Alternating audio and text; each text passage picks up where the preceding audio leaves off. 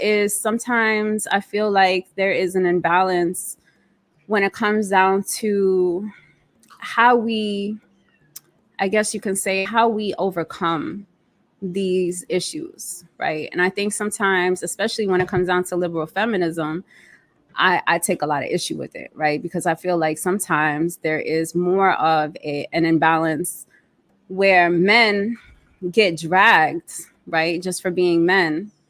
And I think that there is a lack of deeper thought when it comes down to these topics of patriarchy and obvious issues that we have in our communities, right? And again, going into more of a systemic issue, or thinking of it in terms of systemic issues, right? Thinking of ways that we can confront it, from a revolutionary perspective, right? Confronting it and trying to decolonize the way we think about our interactions, our interpersonal relationships, and even confronting abuse, right? And also recognizing that abuse does not exist in one, amongst one gender, right? And so I think that that's also important for us to recognize, especially when we see it, when we experience it, and the how to overcome these things. I don't know if I have the answers for that, but I do have, enough to say that I would like to confront,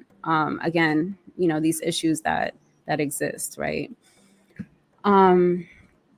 So yeah, so going into, my own self, right? Going into my life, and some of the things that I've experienced in my life, I feel like abuse has really, and trauma, right, has really dominated certain aspects of my life, dominated certain experiences within my life, right? And so, I've experienced abuse.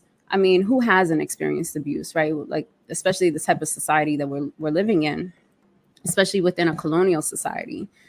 But I think when it comes down to nation building, when I think about what it means to build a Black nation, what it means to build a revolutionary nation, I am focused on the Black community, what it means to, exist within our community, right? And to overcome these obstacles of abuse. And, for myself, that also means accountability within myself,